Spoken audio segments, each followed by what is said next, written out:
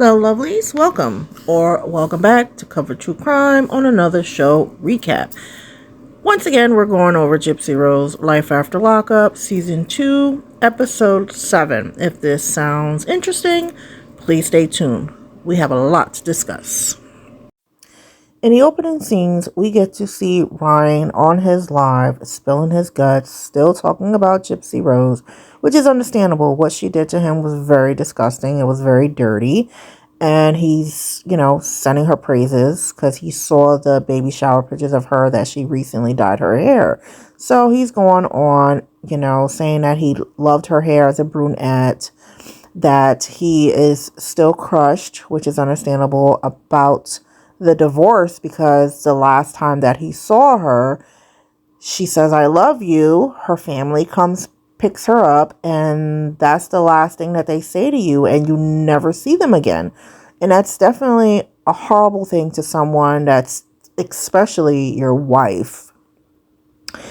So that was that. We then get to GYPSY's family home, where GYPSY Rose pretty much lives at, and her books come in. So she's in the living room talking to Christy that she has to sign over 2,000 copies of this book. And then she gets to talking about that over the course of her 9 years, she feels like her story has been taken from her. Bitch, you sold your story to Hollywood. It hasn't been taken from you, and it's fabricated anyway. Then she goes on to talking about she can relate to her father because her father, Rod, left her mom on his birthday. And like I said, GYPSY Rose is very calculated. She actually did the same thing to Ryan. She left Ryan on her father's birthday. Well, what do you know? That's something I did not know, but there you have it. We get to see GYPSY Rose expressing her demonic nature.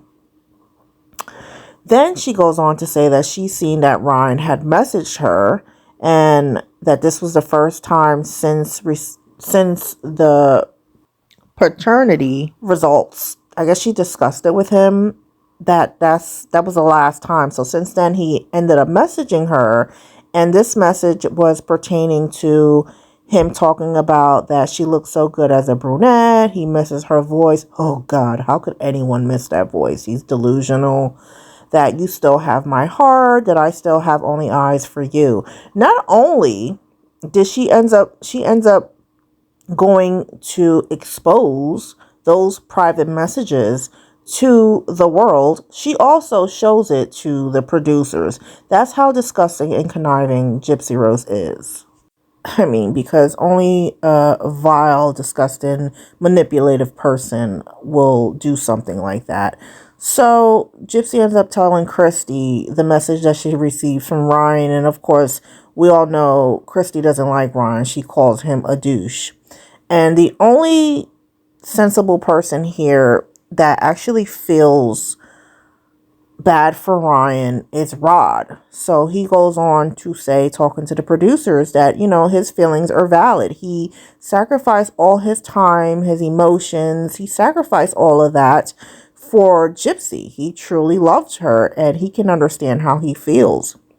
So Rod is just talking to the producers, letting him know that he empathizes with Ryan, how he just had a marriage and all of a sudden everything just crumbled right in front of him, and it's just really sad. So then we get to see the producers talk to Christy, and Christy puts in her dumb 2 cents and says maybe he thinks if she sees him that he might want to get back with her, because we all know that Ryan is still holding on to a little bit of hope. Now, eventually, we all saw how this played out. GYPSY Rose gave those intimate private messages to Bree to put out on the internet and expose Ryan. So the producers questioned her about it. Why did you have Bree post those messages that Ryan sent to you instead of you posting it? And this is when GYPSY Rose gets exposed for who she truly is. She is still doing the same dirty, nasty shit that she was doing, that she did before her incarceration. She gets other people to do her dirty work and goes on to say, because I couldn't. She can't do anything herself.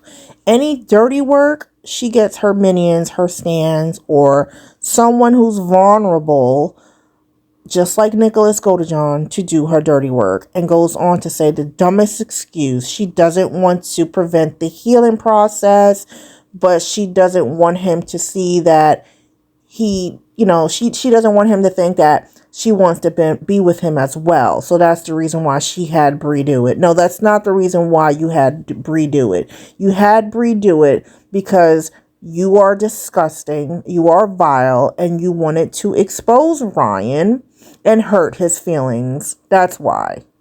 She also, being the narcissist sociopath that she is, in my opinion, wanted to show the world, hey, look, I have one man in love with me and I still have the other one in love with me. It's all about me. Look, Ryan still loves me. Isn't he pathetic?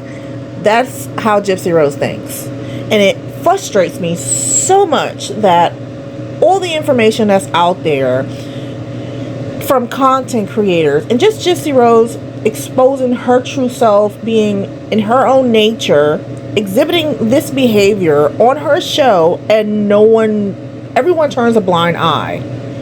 Oof, I'm heated. But anyway, then we get to see Ryan expressing that he was hurt that those messages were leaked, and goes on to say, I could expose messages and show that she still misses me, but we all know that that's not Ryan. Ryan has more class, and at the same time, he is dumb. I'm sorry. He is not going to show that Gypsy Rose contacts him and calls him and says all the stuff that he alleged that she's saying. He's just not going to do it because he doesn't want to ruin any little chance he thinks he has with her. That's what it is.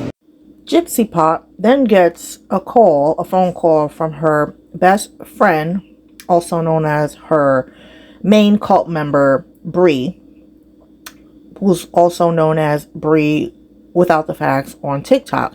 And it was actually Bree's idea that she suggested that Gypsy goes ahead and have a one-on-one sit-down conversation with Ryan to give him a little bit of closure. So they talk about that. Gypsy's like, yeah, it's just so sad. We went from having a friendship for 3 years to having nothing. Touche, Gypsy, touche. So now we're at the Blanchards and they are in the Christmas spirit. So much so that Gypsy has been watching Ryan's lives where he said that the last thing that I saw Gypsy say was I love you, and then she walked out the door and I never saw her again, and that hurts. She reiterates this to her father Rod and Christy, getting their opinion if it's a good idea that herself and Ryan go on to have a one-on-one sit down to have him get a little bit of closure. And I can't remember if Krusty agreed on it or not, but I know Rod said if it's good for you and it's best for him, it's best for both of you, then I'm on board. We then get to Ken's house. He is one person that's not on board. He's actually talking about, great, we're going to have this divorce coming up, we can move forward with our lives. And that's when Gypsy decides to have this closer conversation with him, and he immediately gets up and he's upset. But he plays it off. He pretty much puts on his acting face at this point and pretty much says, hey, if you think it's a good idea, then, I'm going to have your back. But at the same time, he doesn't understand the same thing that I said, the same thing that Ryan will eventually say, is that I don't understand why you had all this time to do this, and now you want to go ahead and have this closure conversation. And this is the reason why you should have never got married while you were in prison. One thing I learned about Ken, when he is upset or embarrassed or whatever, he starts to get red. So he's really red in the face. But at the end of the day, he keeps on his acting face and says, you know, Ryan was a major part of your life for years, so if that's what you want to do, I'm going to support you. Gypsy then goes on to say that she is hungry, but Parker ate all her food. I think she's been feeding Parker her food, but anyway, that's when she goes on to talk about that she DM'd Ryan asking if he is willing to have this sit down and closure conversation with him. This witch literally goes on to read to the producers exactly what she wrote to Ryan. Ken and Gypsy are then pictured in the car. They're talking about they are getting ready to go and pick out a real Christmas tree. And they're just talking about how they're going to bring this thing back. And Gypsy's not on board. She, just like other children, got to have Christmas, okay? She had Christmases and every holiday, even though she likes to pretend like she didn't. And she's like, oh, I just want to get a fake tree. And Ken has no issue spending Gypsy's money. He's like, because she's asking how much they're going to cost. And he's like, minimum $100. And she makes a face like, I don't want to spend that. But she can spend money on anything else. So Ken's so excited. He's as gay as Christmas in Bloomingdale's. But they're going to go pick out this tree, okay? Ken wants to pick out the right one. Gypsy doesn't care too much about it. And he goes on to say that she's not happy, but I was super excited about it. And that's all that matters.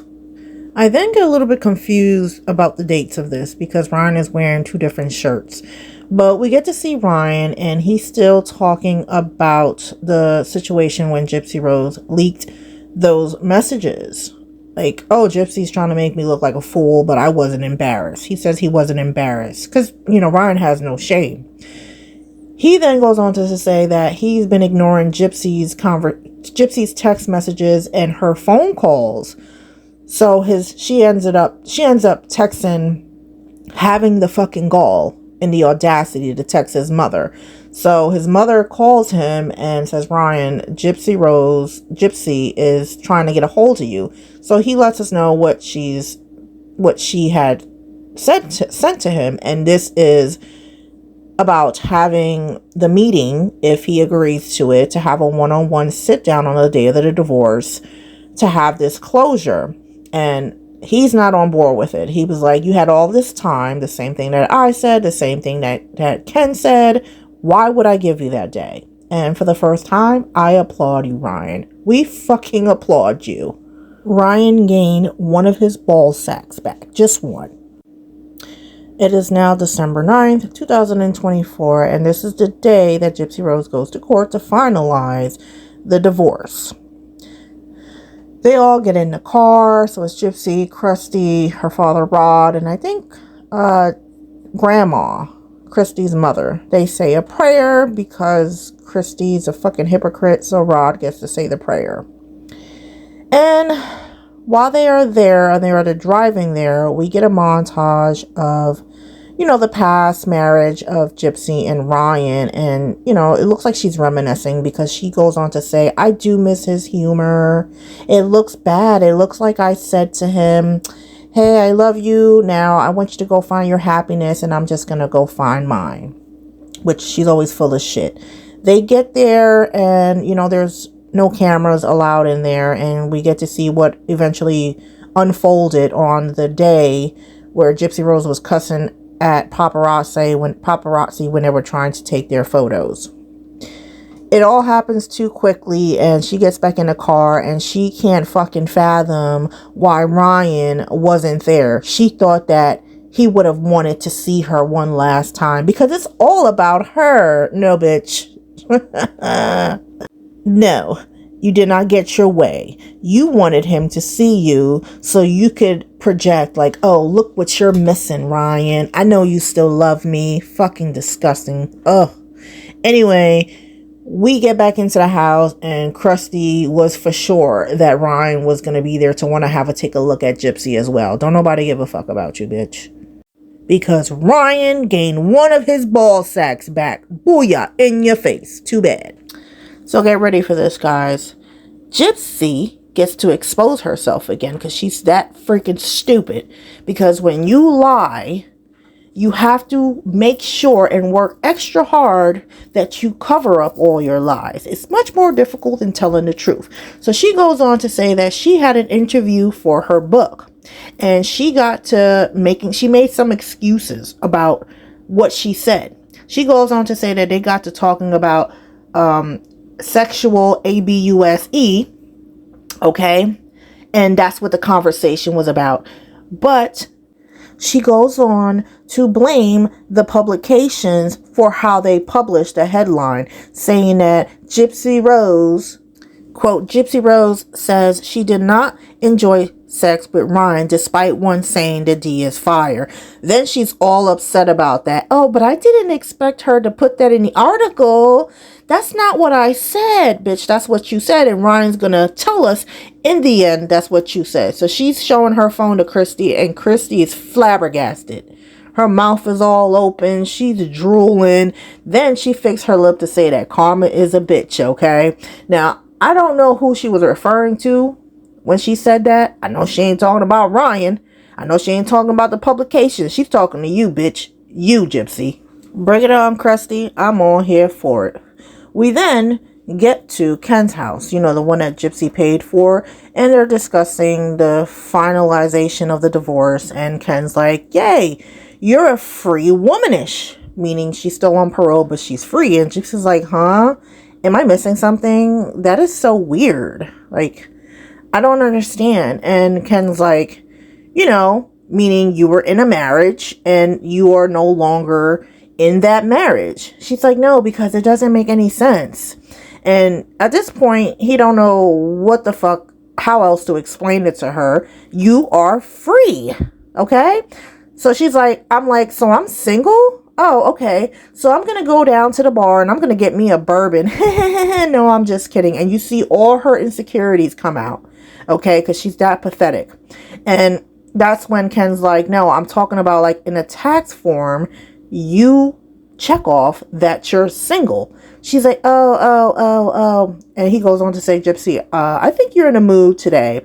And that's when she goes on to say that, no, I was in a mood last night because I did this interview about my book, and the publicist went ahead and put something on the headline of the nature that I never enjoyed having sex with Ryan, and it was taken out of context and, you know, making excuses for the dirty shit that she said on Ryan. And here is Ken, okay, baby and Gypsy. Oh, I can understand where you're coming from. And he's believing the bullshit that's coming out of Gypsy's mouth. So I can't wait. And I hope that he watches this episode because he's going to see Ryan spill the beans. Ken ultimately says that, you know, all we can do is just get through it. And he's just continues to baby Gypsy. Now, this is the final scene, and the producers knew what they were doing, because remember when Gypsy said that she did that interview for her book, that she was trying to make excuses for it, trying to blame the publicist, saying that the publicist took it out of context when she was discussing her past sexual abuse, and went on to put the headline that she didn't enjoy having intimacy with Ryan despite that the D was fire. So I think that the producers of Lifetime, thanks to Ryan spilling the beans, waited to the last moment to add this in here, and you can blatantly see that Gypsy was lying about it. Check this out. Producers get to talking with Ryan again, and he reiterates that he's just going to find his own closure. That's why he did not go to, it wasn't necessary for him to go to court, but the reason why he did not attend the one-on-one meeting with Gypsy, he just didn't see what's the point of it, you know, because if she wanted to do that, she could have done that a long time ago. So Ryan goes on to say that night, when Gypsy Rose sent him that text about having that one-on-one closure conversation, because he wasn't answering her to her messages and her calls, she went ahead and left him a message, a disgusting message about how she did an interview and she spoke about how intimacy wasn't good at all with him, how she wasn't attracted to him. And he goes on to say that this is all bull crap. And he was upset because she still said it. He's still in denial. Okay. He is still in denial. And it's sad. It's sad to see a grown ass man be in denial when someone did him so dirty. But these are the nasty things that she sent him. And she goes on to tell him, after saying these nasty things, that it's going to come out in a magazine. Okay. So she just want to let him know that she apologizes in advance. I wish I could make this shit up. Producers knew what they were doing. Okay. So he goes on to say, well, that's another to hell with Ryan. Ryan, wake the fuck up. Wake up. We haven't gotten to see too much of him ever since filming ended with this and they finalized the divorce, but he still talks about her.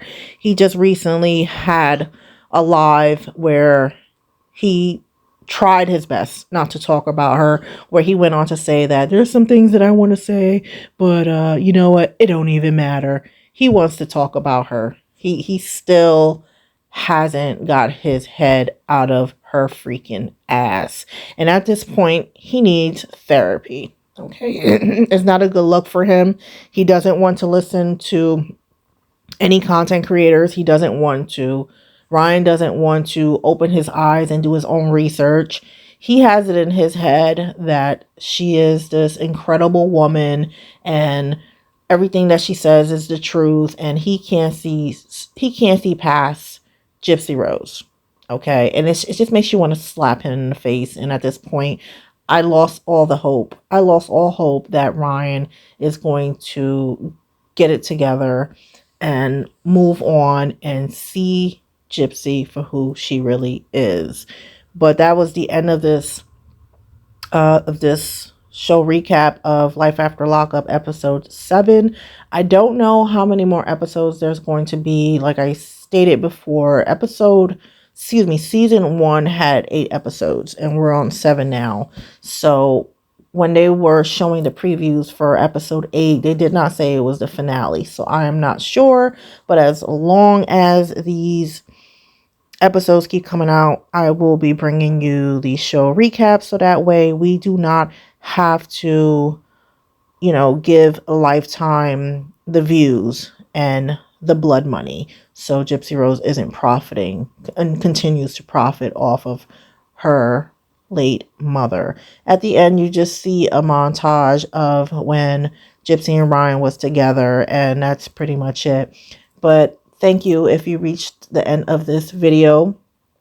I appreciate you all always being here. I mean that from the bottom of my heart, because without you guys, there wouldn't be a Covered True Crime.